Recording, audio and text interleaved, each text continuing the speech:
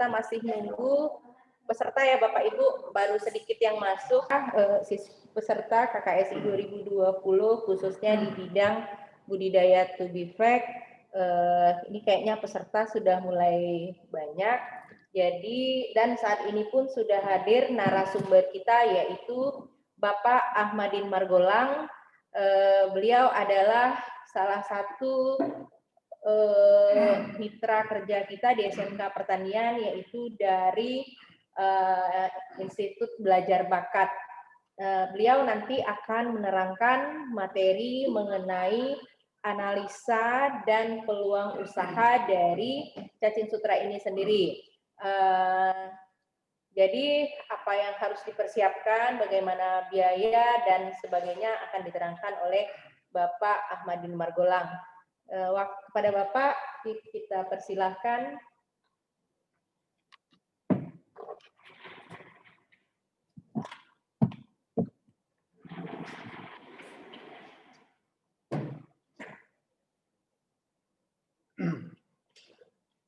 Baik, Assalamualaikum warahmatullahi wabarakatuh. Selamat pagi, salam kreatif ya. Baik, kira saya tidak perlu lagi memperkenalkan diri karena ini adalah yang kedua ya, yang kedua dan materi terakhir katanya dari camp kreatif ini. Semoga kita semua dalam keadaan sehat dan dilindungi oleh Allah Subhanahu Wa Taala. Oke, baik, materi yang saya akan bagikan nanti ya, kita ini berbagi adalah tentang analisa dan peluang usaha cacing sutra. Oke, baik, bisa ditampilkan Pak Indro.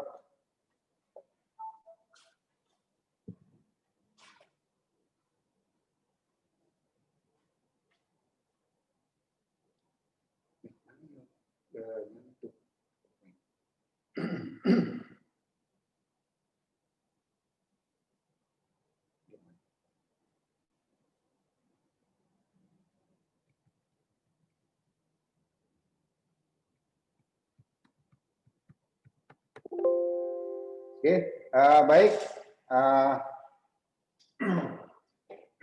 Maaf ya.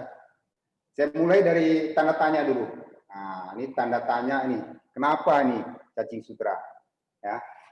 Jadi adik-adik SMK sebenarnya cacing sutra ini ya, yang pertama dia dibutuhkan oleh benih dan ini tidak bisa tergantikan dengan pakan buatan.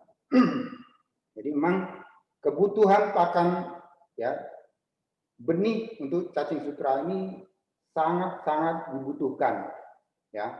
Nah, kemudian cacing sutra ini merupakan pendapatan yang luar biasa ya, bisa menjadi apa namanya pekerjaan yang adik-adik lakukan nanti. Nah, kemarin Bu Susi sudah mengatakan bahwa profitnya itu ya, kalau dengan harga 1 liter 35.000 itu mendapatkan profit 25.000. Nah, kalau misalnya di daerah Sulawesi sana 80.000 itu profitnya lebih besar lagi. Nah, kalau adik-adik mau berusaha dengan 3 liter saja satu hari ya, itu sudah sama dengan adik-adik itu bekerja di perusahaan ya, dengan UMR ya. Kalau di Pekanbaru ini UMR-nya adalah sekitar 2.200.000-an gitu. Jadi dengan 3 liter saja satu hari, kalau memang diusahakan dengan baik, itu sudah menjadi sama dengan adik itu bekerja di perusahaan. Apalagi kalau bisa mencapai lebih dari 3 liter, itu luar biasa. Nah, sekarang bagaimana? Ini peluang usaha tubifek ini sangat terbuka luas. Dan kemarin saya telepon ada 3 pembenih yang ada di Pekanbaru dan Kampar. Mereka sangat-sangat membutuhkan sekali. Apalagi di kondisi sekarang ini cacing sutra sangat sulit didapatkan. Dan saya kemarin main di petani yang mengambil cacing sutra di Sungai Sail, ya. karena di Sungai saya memang produsen terbanyak cacing sutra. Itu kalau sudah susah untuk mendapatkan cacing sutra, antri itu para pembenih, ya. Antri untuk mendapatkan cacing sutra. Dan banyak kendala-kendala lagi, ya. Kalau kita mengambil cacing sutra dari alam, ya, kendala yang pertama itu ukurannya yang besar, kemudian membawa penyakit, lumpurnya banyak, dan lain-lain. Kalau bisa diusahakan dengan budidaya yang lebih terkontrol, maka ini menjadi industri yang sangat baik, industrialisasi sangat baik yang diusahakan secara terkontrol. Oke, baik. Nah, ini ada data dari Direktur Pakan dan Benih Ikan Budidaya tahun 2020, kemarin saya ikut webinarnya, bahwa kebutuhan benih ikan nasional itu untuk ikan patin 1,4 miliar. Kemudian ikan lele 14 miliar, gurame 700 juta. Nah, ini semua membutuhkan pakan alami. Apa pakan alaminya?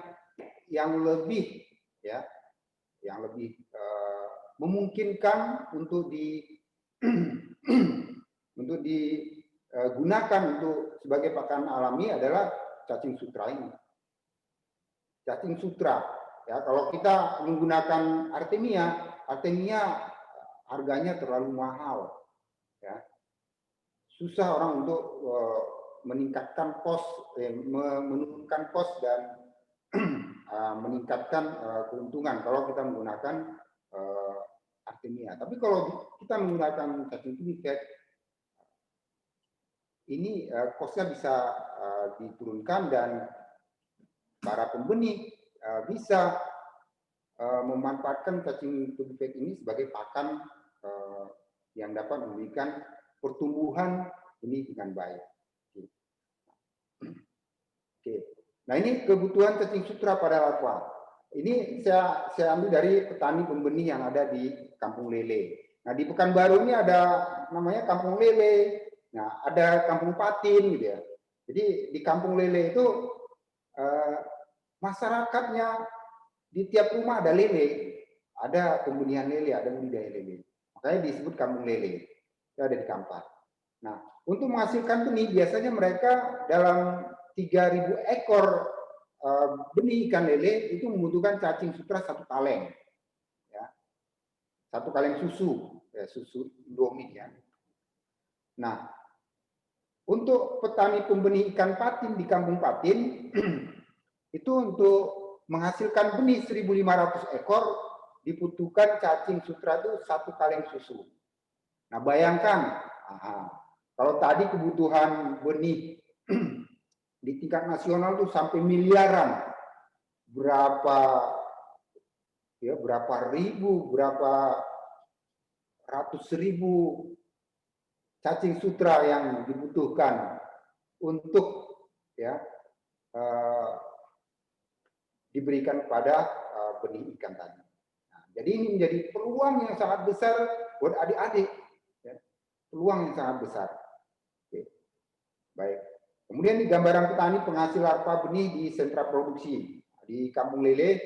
Nah, mereka menghasilkan benih itu sebanyak 3-5 juta benih per bulan. Sehingga membutuhkan cacing sutra per bulannya 1.000 sampai 2.500 kaleng. Nah, ini kalau di Pekanbaru ini merupakan prospek yang sangat baik. Ya. Kalau kita bisa membudidayakan cacing sutra ini, ya, mensuplai sebesar 20% saja sudah bagus. Ya. Dari 1.000 kaleng kita bisa mensuplai 2.500 kaleng aja. Dengan harga kalau di Pekanbaru ini 1 kaleng itu berkisar antara 15 sampai 25.000 harganya. Oke. Nah, kemudian salah satu pembenih ikan di Kampung Patin, ya, untuk menghasilkan larva patin sebanyak 1,5 juta ekor. Nah, ini saya kemarin komunikasi dengan Pak Suhaimi, dia pembenih ikan patin di sentra Kampung Patin di Koto Masjid. Jadi dalam sebulan itu dia menghasilkan larva patin itu sebanyak 1,5 juta ekor. dan dia membutuhkan cacing sutra dalam sebulan itu 1.000 kaleng. Dan ini dikatakan 1.000 kaleng ini sulit sekali untuk didapatkan. Apalagi kondisinya kemarau, ada lagi kondisinya banjir. Dia kemarau dan banjir itu cacing sutra sangat sulit didapatkan. Oke, baik. Nah, jadi ini kenapa sih cacing sutra itu merupakan peluang usaha? Ya, peluang usaha itu ide bisnis potensial.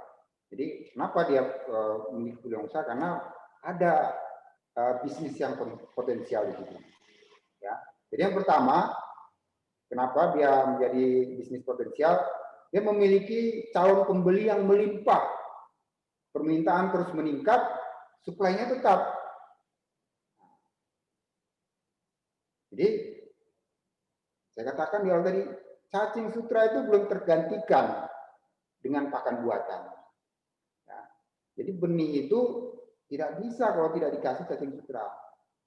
Ya, pertumbuhannya akan lambat, kematian tinggi. Tapi kalau kita kasih cacing sutra, dia akan tingkat pertumbuhan cepat, kematiannya kurang. Sehingga banyak petani ya memburu nih cacing sutra ini, bahkan sampai mengantri. Ya, kalau di kondisi-kondisi di mana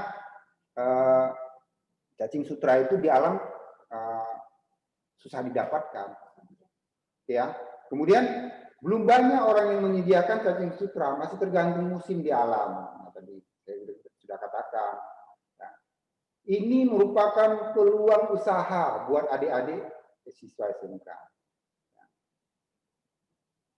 Jadi cobalah ya terus belajar, terus menggali potensi yang ada pada diri kita, karena dengan webinar ini kemarin sudah banyak sekali informasi-informasi yang diberikan. Ya, intinya sebenarnya cacing sutra itu ya ada air mengalir, ada organik di situ. Ya. Di tempat-tempat yang tercemar saja, di parit saja dia hidup, apalagi kalau kita budidayakan secara terkontrol. Nah, memang butuh yang namanya konsisten, ya, kemudian ulet, ya, kemudian kesabaran, ya, untuk mendapatkan peluang usaha ini. Karena kita tahu bahwa cacing sutra ini punya batas hidup, ya, punya punya kemampuan hidup. Apabila dia organiknya terlalu banyak, maka cacing ini akan mati. Apabila organiknya sedikit, cacing ini sulit berkembang. Jadi itu bisa dipelajari. Saya yakin adik-adik nanti kalau serius menangani ini, nah adik-adik siswa SMK pasti mendapatkan peluang ini. Nah kemudian apalagi kenapa cacing sutra ini merupakan peluang usaha? Modal usaha tidak terlalu besar, namun profitnya tinggi. Kenapa modal usaha tidak terlalu besar? Karena yang namanya cacing sutra ini bisa ya kita buat dengan sistem yang sederhana, dengan tempat media yang sederhana. Ya. Kemudian pakannya juga kita setiap hari membuang organik, ya, baik itu sisa sayur, kemudian mungkin ada nasi yang tersisa dan lain-lain. Nah itu bisa kita manfaatkan. Ya, pakan-pakan lokal itu bisa kita manfaatkan untuk menjadi pakan alternatifnya. Nah, jadi kenapa modal usaha tidak terlalu besar? Karena itu. Oke, nah saya akan coba lagi menggali ya kenapa sih cacing sutra ini merupakan peluang usaha yang bagus dan potensial. Ya, supaya nanti bangkit semangat, ini ya, bangkit gelora usaha adik-adik SMK ini. Ya, mudah-mudahan dengan KKS ini, kemarin saya ketemu Pak Siswo yang datang ke SMK Pertanian. KKS ini ya dibentuk dilaksanakan untuk membangkitkan semangat motivasi adik-adik SMK. Supaya apa? Supaya muncul ide kreatifnya, supaya muncul peluang-peluang usaha yang baru, supaya jangan lagi tergantung dari mau menjadi pegawai negeri, ya, mau menjadi karyawan. Kalau bisa kita menjadi pelaku usaha, menjadi pebisnis, menjadi entrepreneurship, gitu ya. Nah, jadi itu. Jadi KKS ini mengarahkan ke situ, ya, supaya terbiasa. Oke. Kenapa? Tadi nilai jualnya tinggi, kemudian dapat dikerjakan dengan mudah, memberikan keuntungan, modal usaha tidak terlalu besar, kemudian bisnis yang menjanjikan sesuai dengan kebutuhan ikan dan skala bisnisnya bisa ditingkat. Nah, ini semua akan kita kupas hari ini. Ya, semoga nanti dengan gambaran-gambaran ini bertambah lagi semangat adik-adik untuk memulai dan melakukan kegiatan usaha cacing sutra ini. Oke, baik, kita bahas satu persatu dulu ya. Nah, nilai jual yang tinggi. Ya. Jadi kenapa nilai jual yang tinggi? Karena permintaan ikan air tawar yang tidak pernah turun. Ya, membuat permintaan cacing sutra itu tidak pernah turun. Hari ini dan ke depan semua orang butuh makan ikan. Nah, kebutuhan makan ikan itu tentu diimbangi dengan ketersediaan ikan. Nah, ikan itu akan bisa didapatkan kalau ada benih. Nah, dari mana pakan benih itu? Dari pakan alami. Nah, pakan alami cacing sutra ini belum bisa tergantikan. Oke. Nanti kita bisa bahas kenapa dia tidak bisa tergantikan, ya. Nah, kemudian hukum pasar. Bila permintaan meningkat, suplai tetap, maka harga akan naik. Ini sangat nampak pada musim kemarau dan musim hujan, di mana sulit dicari di alam. Nah, pasti ya, kalau permintaan meningkat, ya, kemudian barangnya tetap, itu harga akan naik. Nah, bukan baru, itu kisaran harganya cukup tinggi. Nah, mungkin di daerah-daerah yang sulit mendapatkan, seperti saya kemarin dengar di daerah Sulawesi itu sampai 1 liternya ada 80.000. Nah, itu kan sangat-sangat tinggi sekali.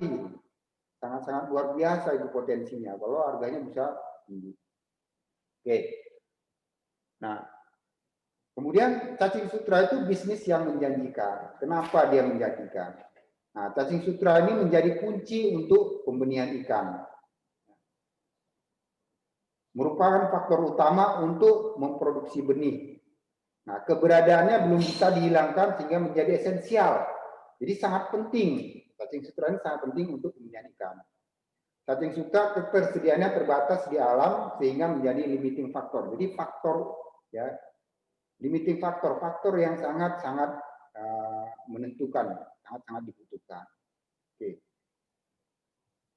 Nah, ini tadi. Jadi sesuai dengan kebutuhan ikan. Jadi karakter cacing itu ya memiliki panjang 9 sampai 35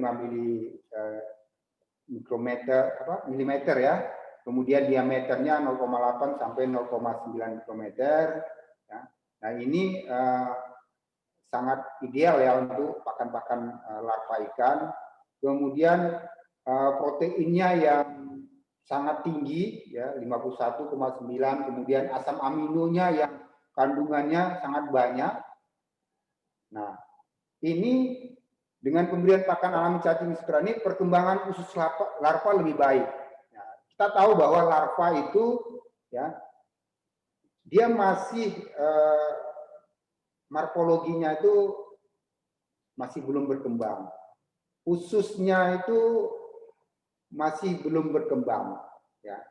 Bahkan di tingkat larva itu ususnya itu masih pendek dan belum nyampe ke anus.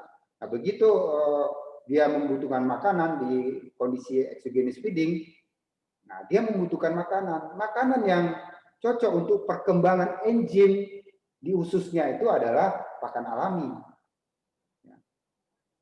Pakan alami itu punya enzim yang dapat membantu meningkatkan pertumbuhan ususnya. Sehingga apa? Sehingga penyerapan pakan itu cepat dan bisa membantu perkembangan morfologi ikan. Jadi kalau kita kasih pakan buatan seperti pengli atau kuning telur, itu kandungan enzimnya sedikit dan tidak bisa mengembangkan enzim yang ada di usus.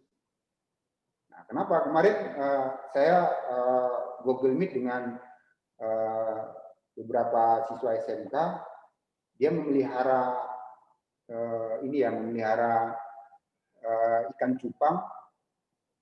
Banyak sekali yang mengatakan, Pak, larva saya mati, larva ikan cupang saya mati. Kenapa mati? Dikasih makan apa? Dikasih makan kuning telur. Kenapa kok dikasih makan ini? Susah Pak cari cacing, susah cari muina. Nah, kalau kita kasih makan pakan buatan, kuning telur, pengli, ususnya itu belum mampu untuk mencerna makanan itu. Di pakan buatan itu belum ada enzim alami yang bisa membantu perkembangan ususnya. Dan agak sulit si larva itu untuk mencerna makanan. Nah, kemudian di tingkat larva itu rata-rata kalau ikan budidaya itu karnivora di tingkat larva. Ya, semuanya larva ikan, ya, kecuali udang ya, itu karnivora. Sehingga apa? Sehingga begitu dia lapar, dia mau mencari makan. Kadang-kadang kawan-kawannya pun dicubit-cubitnya untuk dimakannya. Sehingga apa? Sehingga kematian menjadi lebih banyak. Pertumbuhan dia juga semakin tidak berkembang karena susahnya dia mencerna makanan kalau kita berikan pakan buatan. Nah, kalau kita berikan pakan alami, di situ ada protein, apalagi kalau cacing ya, proteinnya yang tinggi. Kemudian asam amino yang tadi banyak sekali, ya, mudah dicerna, kemudian dia gerakannya, kemudian warnanya, tingkat selera larva itu semakin meningkat dengan diberikannya cacing sutra. Nah, kemudian bagi cacing sutra yang dibudidayakan memiliki kualitas yang baik. Jadi kalau cacing sutra dibudidayakan di tempat-tempat yang terkontrol, ya, itu kualitasnya baik, tidak ada cemaran-cemaran. Nah, beda kalau kita ambil dari parit, ya. Beda kalau kita ambil dari parit, ya. Kalau di parit itu banyak cemaran-cemaran yang nempel di cacing, ya. Sehingga apa? Kualitas cacing sutra yang kita ambil dari alam itu sangat kualitasnya sangat tidak baik. Nah, kemudian kalau kita budidayakan, kebersihan dan kesehatannya yang sudah terjamin, kemudian umur panennya juga bisa kita tentukan. Nah, cacing sutra yang baik untuk larva itu dipanen umur 15 hari, dia belum besar gitu. Jadi masih ukurannya itu masih juvenil ya. Kemarin sudah saya terangkan ya tingkatan umur dari cacing sutra tadi. Dia di umur 15 hari, nah itu yang pakan yang terbaik. Dan ukurannya seragam kalau kita budidayakan. Sehingga apa? Sehingga sekarang kalau trennya orang lebih suka cacing yang hasil budidaya dibanding ambil di alam. Kenapa? Karena itu tadi lebih terkontrol, bebas dari cemaran, kemudian ukurannya bisa seragam. Nah, kemudian yang ketiga, permintaan cacing sutra hasil budidaya jauh lebih tinggi dibanding dari alam. Nah, itu tadi sudah dijelaskan. Oke, baik. Nah, ini skala bisnis bisa ditingkatkan atau diperbesar. Nah, cacing sutra ini bernuansa bisnis yang luar biasa kalau dimasalkan. Ya, kalau dimasalkan menjadi industri yang besar. Ya. Jadi coba nanti adik-adik mahasiswa berpikirlah bagaimana membuat industri pakan alami cacing sutra ini supaya memang betul-betul difokuskan untuk menjadi pakan yang betul-betul dapat memberikan pakan yang terbaik untuk ikan, ya. Baik itu kebersihannya, hygiene-nya, kemudian keseragaman cacingnya, dan lain-lain. Kemudian segmen produksi to be pack akan mengarah ke industrialisasi dengan menekankan volume produksi yang besar, ya, dengan kualitas yang terjamin, yaitu biosecurity dan higienis yang terkontrol. Kemudian bisnis cacing sutra menjadi salah satu bisnis yang tidak pernah mati. Jadi bisnis cacing sutra ini tidak akan pernah mati. Selagi orang mau makan ikan, bisnis cacing sutra ini akan terus berjalan. Oke. Nah, kemudian modal usaha tidak terlalu besar. Jika dengan sistem apartemen, kemarin yang sudah dijelaskan Bu Susi, kemudian pemeliharaan di tembok atau beton, di sawah atau parit, ya, dengan memanfaatkan aliran air. Jadi modal yang bervariasi tergantung bahan dan alat yang digunakan. Jadi modal itu tergantung dari bahan dan alat yang kita gunakan.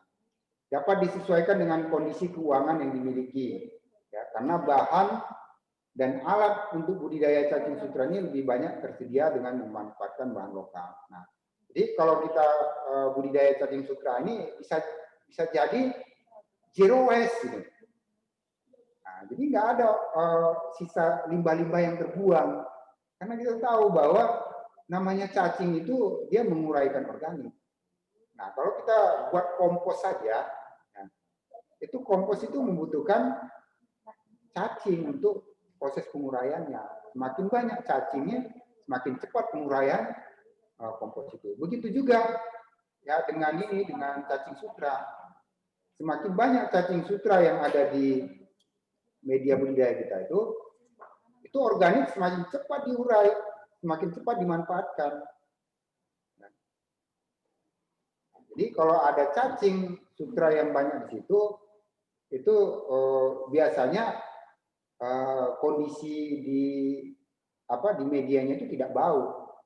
Nah, kalau bau berarti cacing sutranya itu tidak memanfaatkan organik, atau bisa jadi kalau medianya itu bau, nah itu bisa jadi media itu sangat banyak organik, dan biasanya kalau banyak organik cacing itu bisa mati. Nah, seperti itu. Oke. Nah, bisa memberikan keuntungan. Jadi kalau bisnis itu harus bisa memberikan keuntungan. Jadi kalau kita berusaha, ya, kalau kita berusaha tidak ada untung, lama-lama bosan. Lama-lama kita ya nggak mau menjalani usaha itu. Tapi kalau usaha itu, bisnis itu menguntungkan, semangat kita. Ada income, ada profit, ada keuntungan yang kita dapatkan. Nah, kemarin dijelaskan oleh Bu Susi kemarin bahwa dengan harga cacing sutra antara 25 sampai 35 ribu, itu keuntungan, margin keuntungannya itu berkisar antara 15.000 sampai 25.000.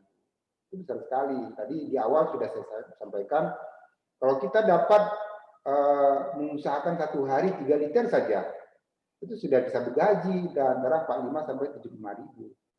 Ya, dengan memanfaatkan apartemen, membuat tempat-tempat budidaya di depan rumah dengan sistem resirkulasi.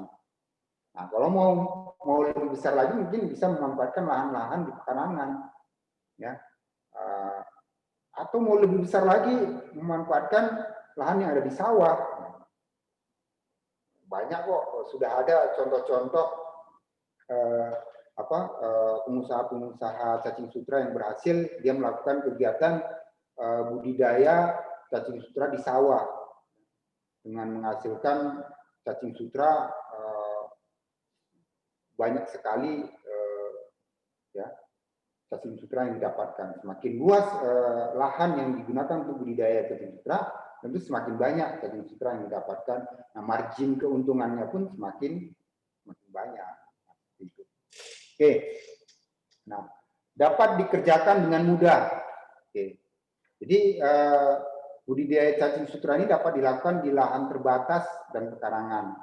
maupun di lahan luas seperti sawah, ya, dengan memanfaatkan aliran air baik dari aliran kolam budidaya, parit irigasi maupun sistem sirkulasi. Nah, kami di IBB pemeliharaan cacing sutra itu dengan memanfaatkan aliran air kolam dan hasil limbah olahan ikan.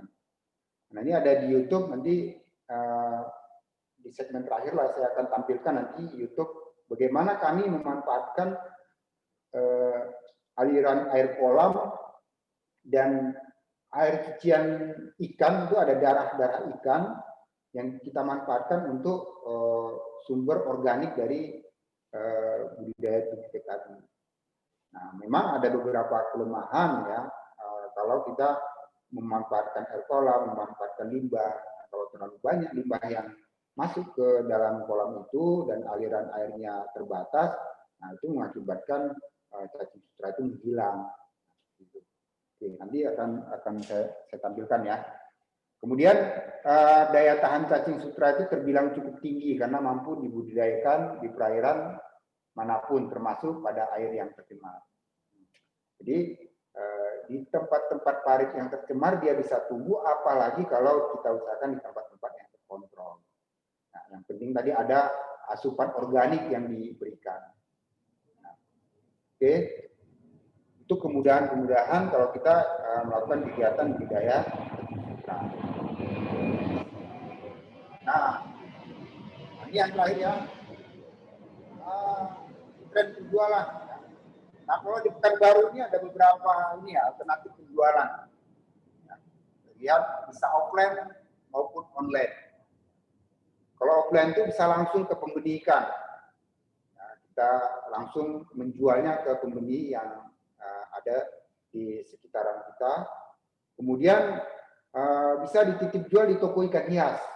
Jadi biasanya toko ikan hias itu dia mau menampung cacing sutra untuk dijualnya kembali, ya, baik untuk makanan ikan hias atau makanan larva ikan konsumsi. Nah, ini yang lebih tren sekarang ini. Jadi ada penjualan online. Nah, penjualan online itu bisa di marketplace. Nah, saya kemarin lihat di Tokopedia itu, saya share, lihat banyak sekali yang menjual cacing sutra.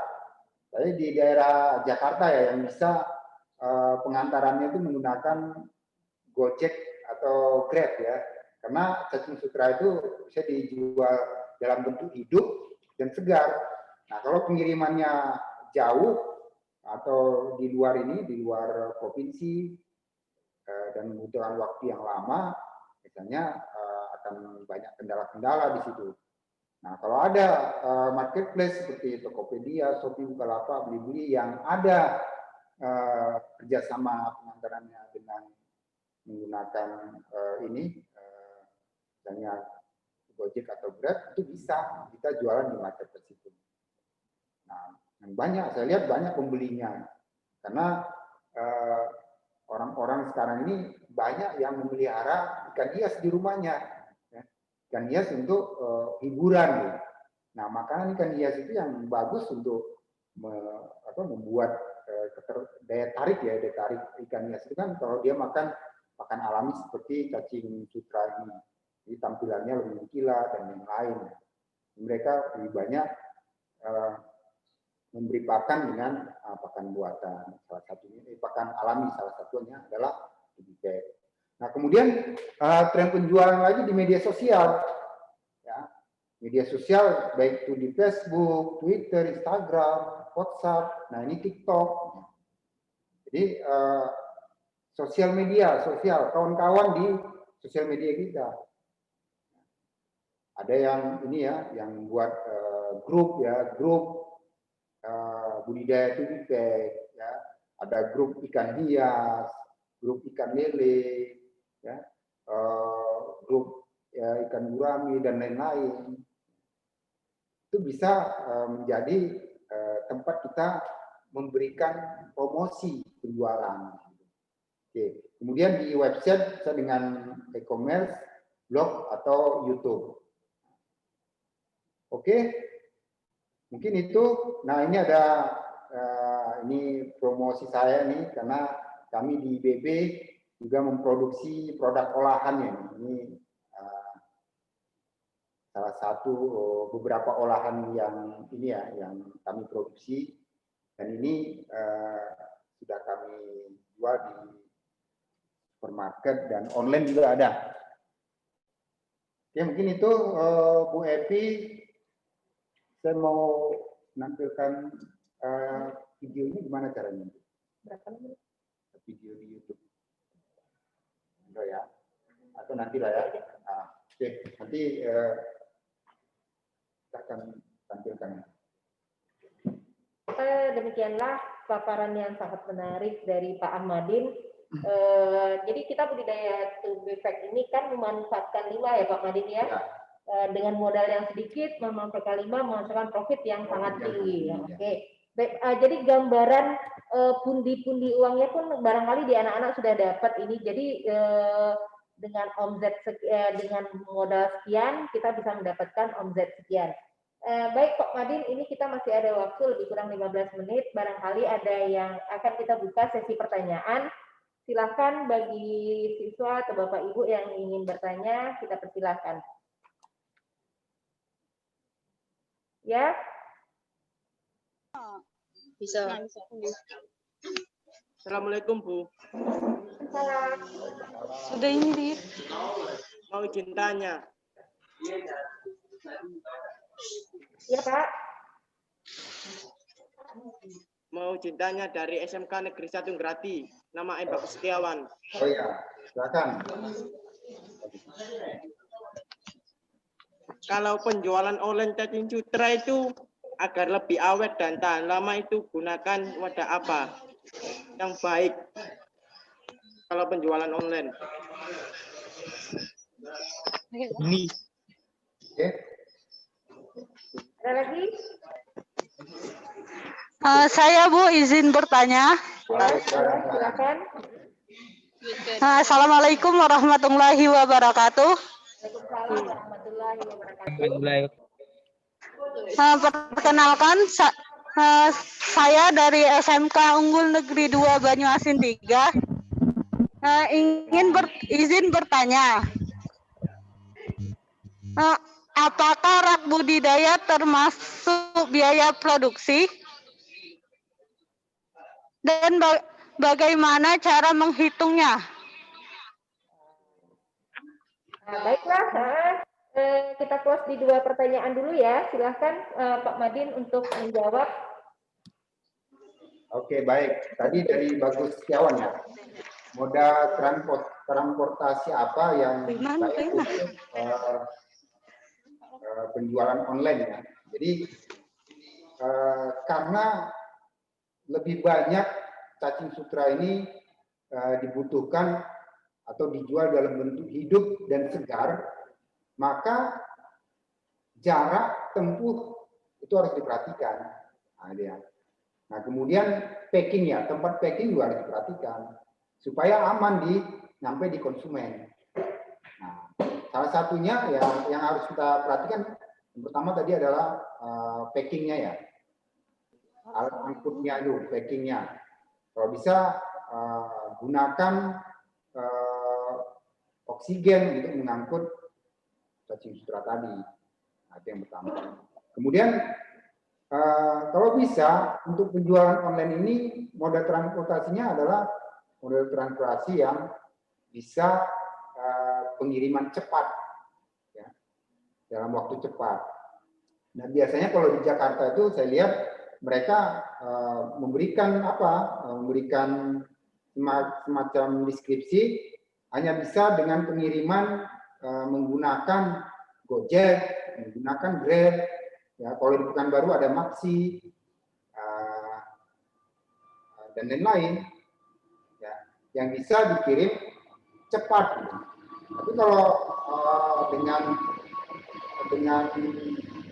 kurir yang 1-2 hari baru bisa nyampe di tangan konsumen seperti JNT, ya, kemudian JNE cepat, itu biasanya kan membutuhkan waktu yang lama. Nah, dikhawatirkan nanti sampai di tangan konsumen cacing itu mati Jadi gunakanlah moda-moda transportasi yang yang bisa cepat. Oke. Nah, kemudian dari siapa tadi? Yang Susi ya? Sisi. Oke, Sisi dari SMK Unggul Negeri Banyuasin. Nah, rak budidaya. Rak budidaya itu merupakan investasi, ya. Jadi investasi untuk memulai usaha budidaya tempe. Nah, investasi itu dihitung biaya penyusutannya.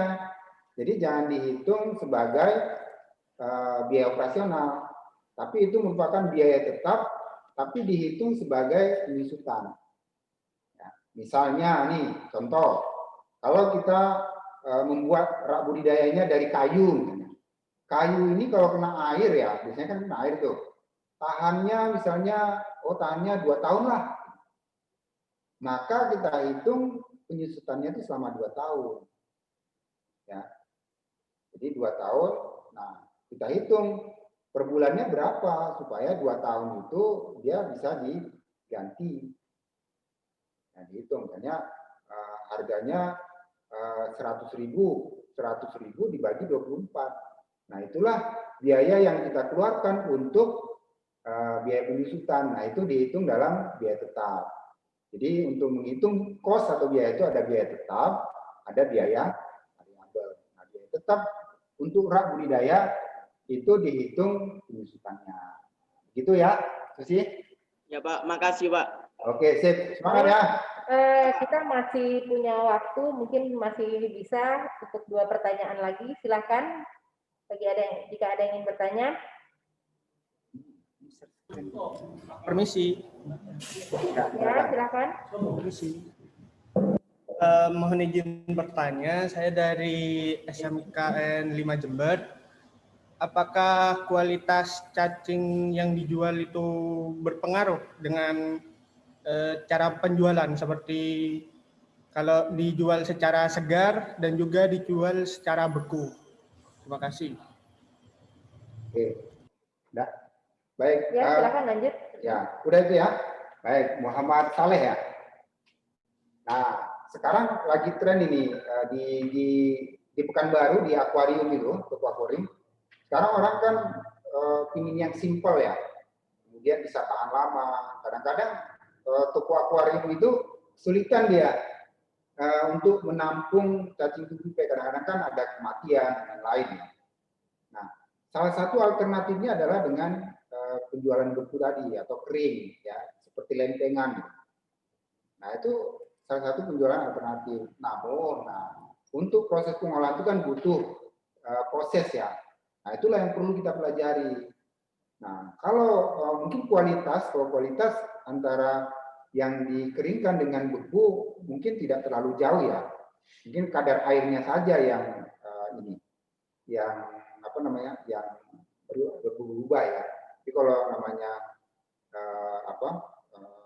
proteinnya, kemudian enzimnya mungkin tidak berkurang. Yang beku sama dengan segar. Nah, seperti itu. Itu salah satu alternatif untuk melakukan ini ya, melakukan tren penjualan dengan pengolahan tadi. Nah, itu baik kalau ini kan tubipek ini kan musiman ya. Nah, kalau lagi melimpah tubipek itu bagus sekali dilakukan pengolahan. Tinggal adik-adik cari teknologinya gitu. Nah, begitu musim paceklik atau musim banjir atau musim kemarau itu bisa dijual gitu. Dengan demikian keberlanjutan tubipek untuk pakan alami itu bisa tersedia sepanjang masa, sepanjang waktu gitu. Seperti itu. Oke? Bro bisa YouTube ini. Ini Ya, ada Pak, terima kasih. video masih dari Pak Ahmadin.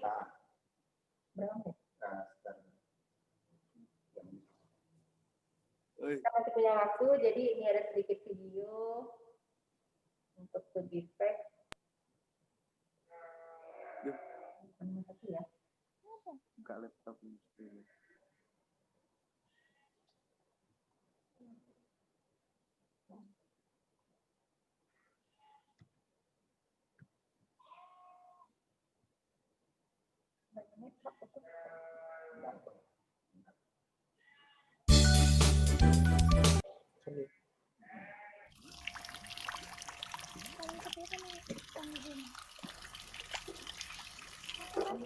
Alhamdulillah nggak tahu dulu terima kasih kita juga. Aku udah berkali-kali ke Zoom, tapi kan sama juga luar, maksudnya luar Jawa. Jadi luar Jawa ya. Aduh, Iki wong Riau. wong Iki lho provinsi Riau lho. Ini jenenge Ya, Singapura. no, Sulawesi. Sumatera. Apa nenek ngomong bahasa Inggris? Gak paham. Boyo ini sangar Mbak. Gak apa? Bahasa Inggrismu. Bahasa Inggris tuh apa? Apa itu?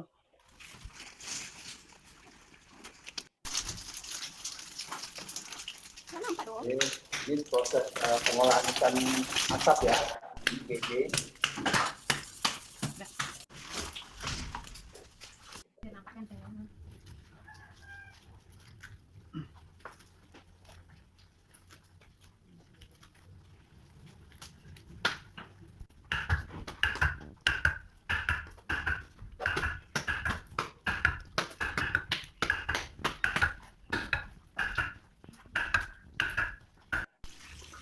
Nah, ini hasil cucian darah ikan ini yang kita manfaatkan untuk penyiaran tubifek. Kita alirkan. Nah, ini aliran limbahnya.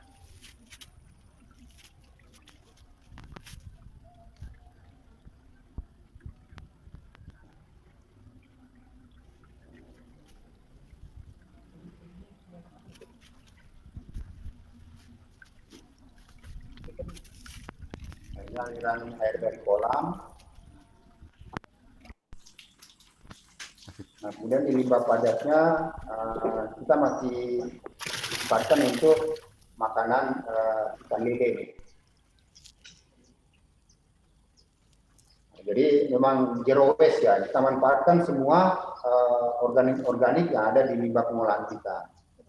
Jadi untuk cacing sutra dan untuk budidaya ikan. Oke, itu videonya yang bisa saya tampilkan. Semoga ini menjadi salah satu salah satu alternatif lah untuk bisa adik-adik contoh membuat budidaya citra dengan sistem ini. Tapi harus diperhatikan ya, jangan sampai organik yang ada di bak pemeliharaan cacing ini terlalu banyak. Karena kalau terlalu banyak organik bisa mengakibatkan cacing sutra itu malah hilang nanti dari tempat budidaya kita. Oke, baik.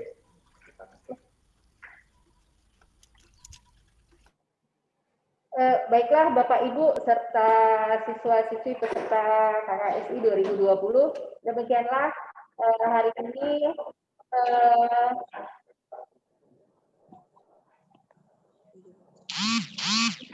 demikianlah materi terakhir kita pada hari ini.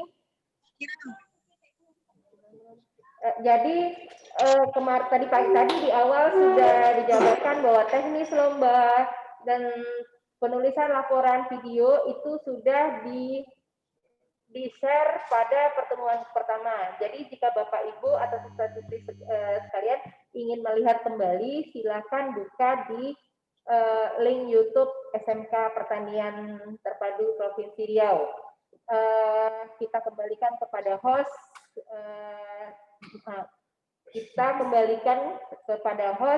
Jadi sebelumnya salam dari kita semua ya Pak Madil ya. Nah, jadi salam kreatif, salam SMK bisa, SMK hebat, dan SMK juara. Terima kasih. Ya. Erangnya. Terima kasih, kami akhiri. Wabillahi taufiq walhidayah. Wassalamualaikum warahmatullahi wabarakatuh. Waalaikumsalam. Waalaikumsalam warahmatullahi wabarakatuh.